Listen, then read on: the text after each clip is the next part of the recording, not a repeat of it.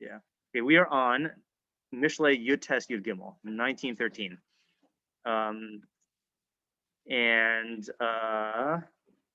Yeah. Except for the Isaac.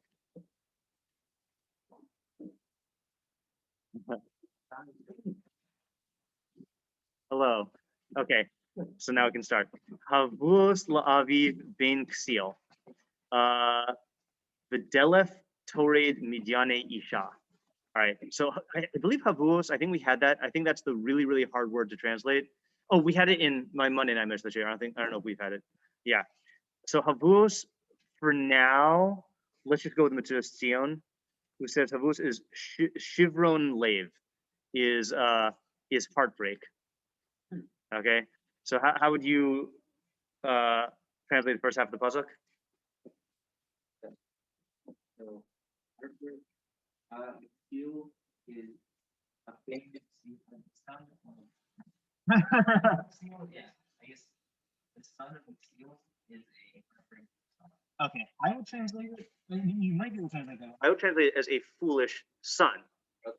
Meaning, I think seal is the adjective describing the son, and the only reason I'm doing it that way is the son of a seal might not. I mean, you could read it that way. The son of a seal might be a heartbreak to his father, but like, what if the son of a seal is like Chacham? Like, it does. You know, in other words, like, it makes sense. It makes more sense to me to say that it's describing a certain type of son's impact on any father, as opposed to a generic son on a specific type of father.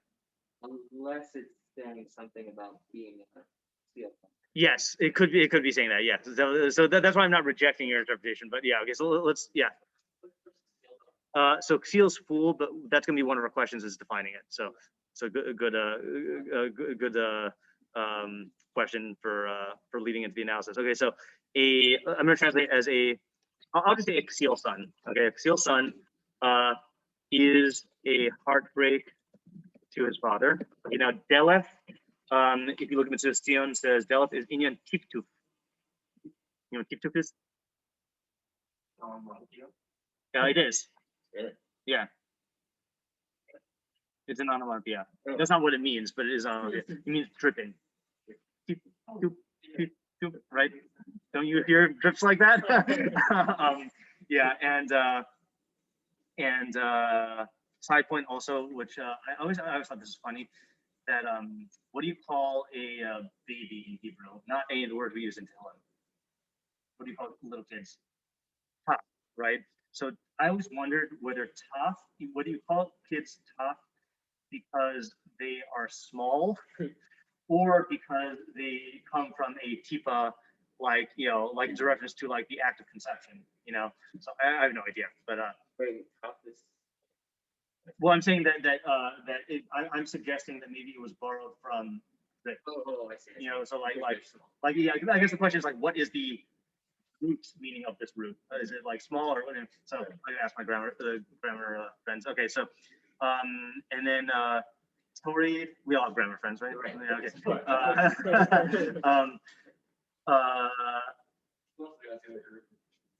Yeah. Parade is to drive out. That's what Matsudas ציון says is inyan gerushin. I don't think it means divorce. Okay, it means to drive out. So a seal son is a heartbreak to his father, and Delef Torade. So literally means like a driving, dripping. Midyane Isha. I feel like we had Midyane. Yeah, womanly conflict.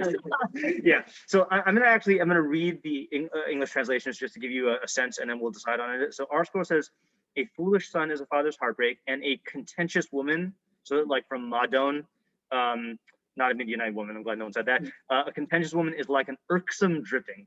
Okay, so they say irksome. Living Knox says a foolish son is a heartache to his father, and a wife's bickering is like an annoying drip. All right. So annoying drip. And then Alter says disaster to his father, a foolish son, and a maddening drip, a nagging wife. So I guess the question is Midyane an adjective, which grammatically would be weird, or is it a noun? The Living Nach said bickering, and Alter said nagging, which are nouns. whereas our school said contentious woman, which is an adjective. So let's say for our purposes, Seal son is a heartbreaker's father, and the let's just say contentions. Does that even work? The contentions. It's not correcting my spelling, so I just feel like we don't use it that way. So we'll say contentions, and we'll also say nagging. Nagging of a, and I think wife makes more sense than woman. All right, because I don't think it's talking about just like some random woman on the street. Of a wife is an annoying rip. Okay. Well, so I feel very validated by this pasuk because yes. It makes me feel better about like being annoyed by trips. Yeah. Otherwise, you're very in conflict about like what kind of person am I? I'm annoyed by trips. Yeah. All right. So so that takes that takes care of that. Sadigon is oh sorry no Sadigon we do need to do. Sadigon says hold on. I assume you have Sadigon, right? All right. Kmo shehaben haksil make upaga lahorav, just like a foolish son strikes and afflicts his parents. Now I don't know if that's literal or not. Kaf midyane haisha kedela hatored. So too the we don't know how he's translating midyane haisha, the contentiousness of a woman, of a wife, is like an annoying dripping. Oh, Haisha, you're right. Yeah. So the contentiousness of a wife is like an annoying dripping. Okay, yeah. So he says, so I mean, I think this is kind of implicit in the pasuk that it's comparing the two, but he's saying just like this, so too this. Now, the most radical reading is the Targum Kesuvim, okay? I think. Bar Sakla, well, not radical, just I don't know where he's getting this from. Bar Sakla Kashehula Avui. So a foolish son is difficult or harsh to his father. Hearsay. So I had to look that up. Like sour wine. Okay. That's how apparently what hearsay means, unless there's some meaning that the Jasper doesn't have. But this was a Jasper jackpot. It said Proverbs 19:13. So so I don't know how he's getting habuos means sour wine or whatever. The dalfa the dalith kidrid itza, and then the second half is the same. It's just a straight up translation. Yeah. Sour wine. Yeah. It is. I mean, I think it's the same. I mean, it is funny. He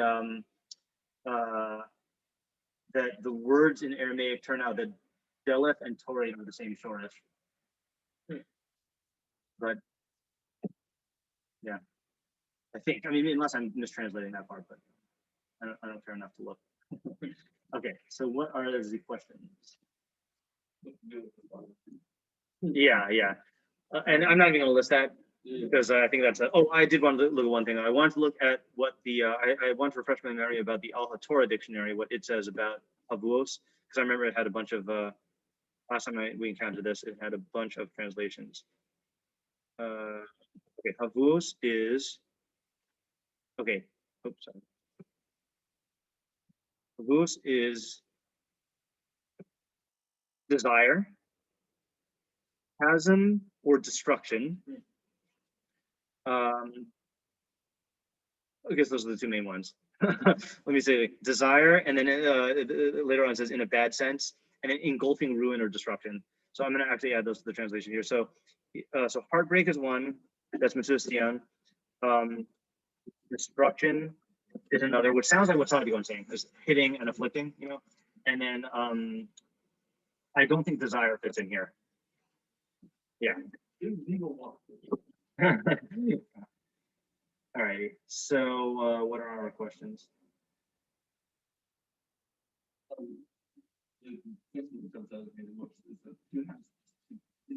Yeah. So what is the relationship between two halves of the pasuk? And like, it's not. I wouldn't use the word completely, simply because the subject of the pasuk encompasses both, which is this poor fellow who has a foolish son and a contentious wife, Like it's talking about like annoyances that come from the other two primary family members, right? I mean, it's just like that, not the purpose of the pasuk, but like that sounds like the realm it's talking about here. So, so still the question of the relationship between them. You know, Sadion says similarity. That's the relationship. And you could say it's an opposite, but that would be weird. It could just be two particular examples. Yeah. All right, so we'll leave that. Yes. Okay. So what is a and I'm actually going to ask a more specific one. What is a ben seal in this context? Because that opens up the possibility for your interpretation also. Yeah. The question on the beach not have seen obvious.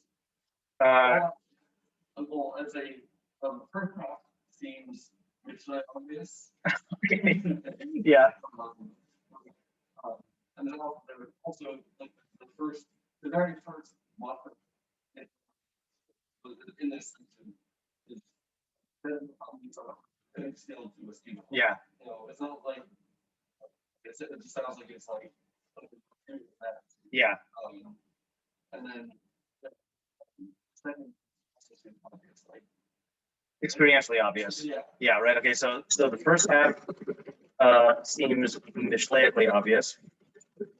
I try to make one of the goals in my life to get Oxford English Dictionary to have Mishleic as a word. Yes. Yeah. Yeah. Like an irksome dripping. So the first half seems mishleically obvious, and then the second half seems experientially obvious.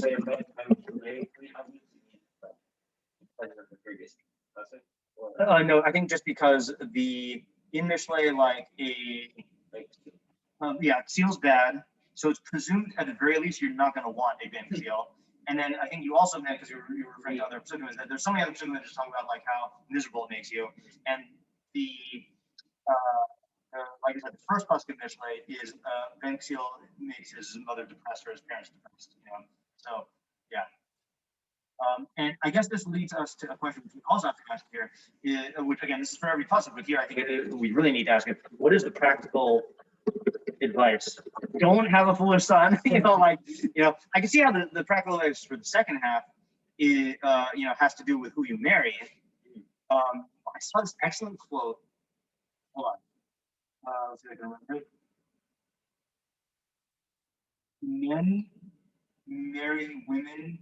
Women marry men thinking that they'll change, and men marry women thinking they won't.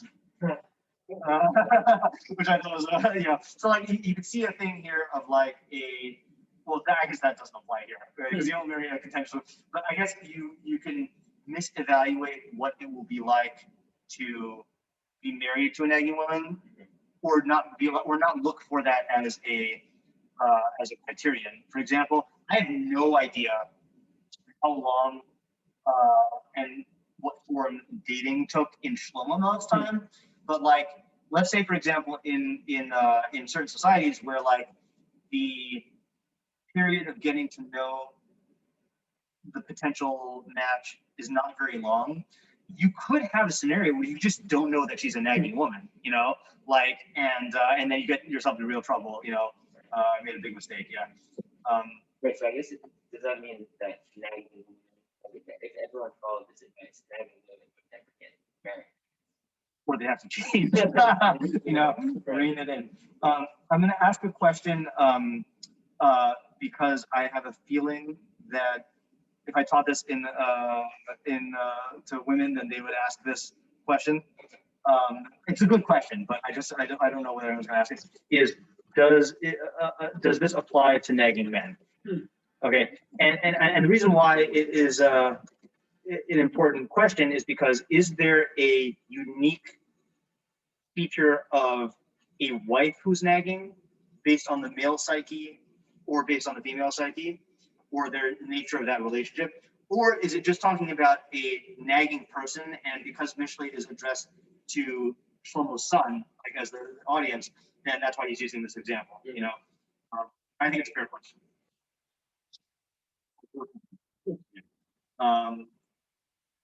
Obviously, we have to ask where's the muscle of the dripping?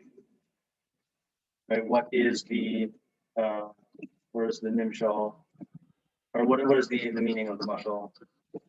What is the comparison to some dripping, and then also what does midyane isha mean? That's like a translation question, but what does midyane isha mean? And also, what does bakulos mean? Also, it's weird that the second half provides a neutral. Yeah. So unless, so that's kind of why I don't like the Tzion's translation, because heartbreak would not be a muscle, it would just be an idiom. But if havuos means like dashing or destruction, so then both has to be a muscle, and that's more symmetrical.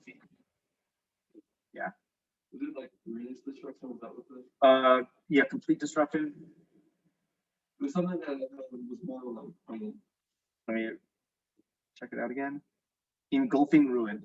Yes, you're right. Yeah. And also, see, in 10.3, that's where this showed up in Mishlei 10.3, and there it meant bashing or smashing or thrashing. So like I'm gonna actually put it into the translation here. Yeah. And again, I think that's plain shot what Sadigon is saying it is haka'a and pega, hitting and wounding, and then that would be a so I guess I'll ask that as what does havuos mean? Oh, we already asked. What does havuos mean? Yeah, all right, that's fine. So just to start off with Avi's question, what is Xil? So I had mentioned before that some psukim are presupposing, when they use technical jargon, then they're using it in a technical jargony way. Other psukim are using it in a very generic way. So let's say, for example, there is a technical Mishlei definition of a tzaddik, but sometimes tzaddik in pasuk just means the good guy. Or there's a technical Mishlei definition of chachma versus bina versus das. Sometimes it just means knowledge. What's your intuition here about whether seal is being used in a technical sense or generic sense? Yeah, what makes you say that? Because it's not talking about like I guess like a specific pragmatic mistake. Yeah. No connection. Yeah. Yeah. Yeah. Like the result on top. Yeah, that's what I'm inclined to say also. Now I'm not saying that the other possibility is ridiculous. You could say that it does mean a technical thing, but I also feel like no matter how you find seal, it's going to make his father miserable. Like there's no definition you're going to come up with that's going to I guess the only thing you would come up with is a specific type of effect on the father that you derive from the word havuos. But I feel like the prospects of saying, like however we define havuos, are you really going to say that it's limited to one specific type of fool? Nah. Like you could have lots of, if he had a veal, which is another type of fool, I'm sure that's also going to bring him this heartache or whatever, So I'm fine not defining seal, but just to clarify what the generic meaning of Mishlei is of seal is it's going to be tied. It's not IQ, it's decision making. Yeah. My understanding of the general definition of seal is someone who looks like the short-term consequences are not long. Yeah, that's a good generic definition of seal. There's also Rabbeinu Yonah in Perek Aleph. Which you don't have in your volume. I'm sorry. Yeah, sorry, fingers rustling. Oh yeah. He says as a definition of sealing. Listen to how general. Well, this definition is. I mean, we did this early in the year. Hein bale ha'pa'ulos haraos, people who do bad actions. Ovrim averos lamalos mishalos einehem, and they commit transgressions to fulfill the desires of their eyes. V'inyane hanaosam v'tanugam, for the sake of pleasure. So just a pleasure-seeking bad decision maker. So that's a very generic definition. That's in Rabbeinu Yonah on 122. Yeah. Okay, so question is, which half do we work on first? in the 10 minutes we have today because today's a short day. If we don't deal with the engineering for thinking, it's gonna bother me. Okay, yeah. So I guess let's do that. That's the more fun half, right? Yeah. So maybe start with a muscle. What makes an annoying dripping annoying? Yeah. So I think it's the fact that it's not a big deal, so it's not something that you need to deal with. Okay. But it keeps drawing your attention back to it. And like so you keep like remembering this is an issue that you're having and keep like bringing that like to the forefront of your attention. Okay.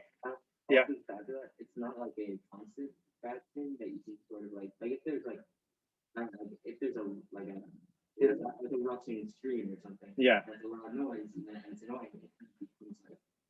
Stimulus habituation. Yeah. Yeah. It's also can get adjusted. Yeah. But this is like like you're kind of it's there and it's silent and it's there. Yeah, right, because it's not constantly raining, right? For people listening to this from Seattle, there are places where it's not constantly raining. But I wanted to mention also, I agree with what both of you said. I just want to bring our awareness to the fact that I think both of you are focusing on the auditory stimulus dimension of the annoyance, which definitely is a big part of it. But I also want to, because what I was thinking of when I was thinking of this is I have a really annoying clock that ticks in my bathroom. I know I should just get a new clock, but I always have to like get up and then close the door to like prevent it from, annoying me. It was clearly one of these things where like I tell myself, like, it's not worth I don't know how much clocks cost, like 15 bucks, 20 bucks to get a new clock. But then like the fact that I do this every day means maybe it is worth, money. But anyway, the question I was thinking of when I thought of that is like, there is a difference between from your standpoint, there's no difference. I mean, maybe according to yours, because it's the clock is constant, but there's another aspect that the annoying drip has that the clock doesn't have, which is, is that either there is a harm or it results from a harm, meaning that there is such a thing as water damage. If your roof is leaking, it's also harmful, and then the need to like repair your roof is like also a problem. So I guess that's something that certainly the sound of it is what makes it annoying, but I think it's compounded by the fact that like my carpet is being ruined, or like I need to repair my roof, Yeah. So now what makes nagging like that, or contentiousness like that? I guess we have to keep our minds open. And what kind of nagging? Like, like nagging is a broad category. I don't know exactly what kind of nagging, but I guess you could say that like the muscle carries over, that like the nagging is gonna have like a ripple effect where like the husband's gonna be upset and he's being nagged and things on his life, and and they kind of just really That's definitely true. There's definitely it's not a localized effect. It seeps into everything like rainwater. I want to mention though actually that just to call our attention to this, because I don't think I realized that by trusting the English translations I missed a subtlety in the pasuk. They all said annoying or irksome, but if you look at Mitzvah's ציון again, Torah is gerushin, so it is like the exiling effect of a drip, meaning apparently this dripping is so bad that it like, again, I don't know how much to read into this ציון. The fact he says gerushin seems to be, and Torah does means like drive out, means that maybe it's so bad that you don't even want to be in your house. Like that's the type of dripping we're talking about. Kind of like reminds me of like that halakha and sukkah, right? Is like if the like the Ramaz thing about if the water is dripping to the point where like you wouldn't sit in your living room, in your house, so then like you're putting from your sukkah, but that's definitely cluing us in onto the Isha thing, is that if her nagging is so annoying that you just don't want to dwell in her presence because you're just gonna get nagged, that's like an extreme degree. Like when you can't be at peace with peace of mind in your own house, that seems to be what the pasuk is focusing on. So this is not to negate what Avi said, is that it's true that this is gonna gonna have bad other effects on the relationship. But the quality that the pasuk is talking about, according to Mr. ציון, is that it drives you out of your house. / mine. Yeah. Yeah. Reading a novel where, like, the exact like novel was happening. Mhm. It wasn't like husband and wife. It was like the innkeeper, like who also they managed like repairs and stuff. And like the main character was like looking for the innkeeper and he couldn't find him because he was hiding from. Yeah. So like I didn't know anything like that. It's not Yeah. You're not reading. It's not about Russians, is it? No. Okay. Oh, fine. Okay. All right. Because I don't have anything against Russians. It's just that describes a book that I read, and I was just wasn't sure if it's the same one. I think let's use Sadigon, that it's comparing the two, because I think that's the straightest reading of the pasuk. So the question is now, what's the comparison? I totally forgot the first half. Yeah, right. Yeah. I guess we didn't talk about the first half so much. I mean, like, okay, well, let's talk about the first half. What is ruinous or heartbreaky to the father of having a bank steal? Yeah. Yeah. Enduring ruin. Engulfing ruin. Yeah. Engulfing ruin. Yeah.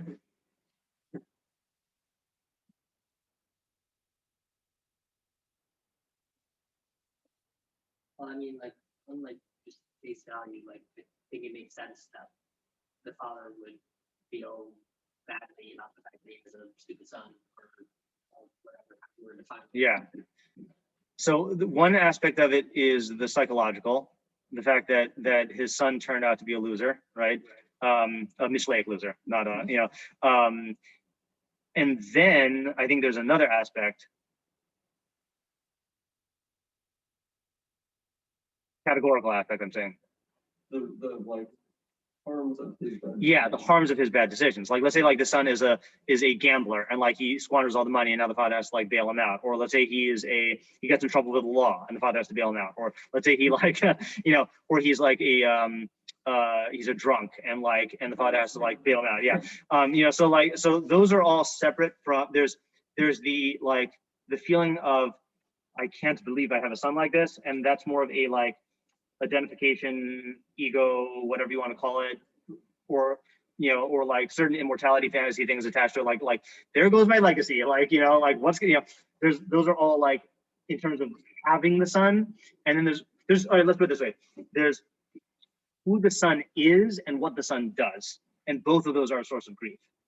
Yeah, I wonder if the Isha could be like that also, because like if you think of the opposite of a trophy wife is like a naggy wife, like in the same way that men, irrationally treat their wife who's universally admired as their own good qualities, like if you have a wife who is like this like really annoying person, fill in whatever term you want, then like I wonder if that also has an ego pain as well, of like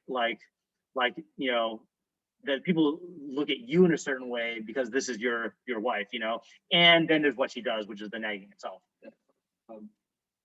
Like there's an idiom that people sometimes say for their wife, like Yeah, right. Yeah. It's not exactly the same thing. Yeah. Like aspect, right. It's yeah, I hear what you're saying. All right, so I think this is probably, since we have to stop in 30 seconds, let's stop here. Okay, and then we'll think about it more tomorrow and then go to the meforshim. Right. Yeah, assuming that I'm not like all debilitated from the vaccine. Yeah. Thank you. Yeah.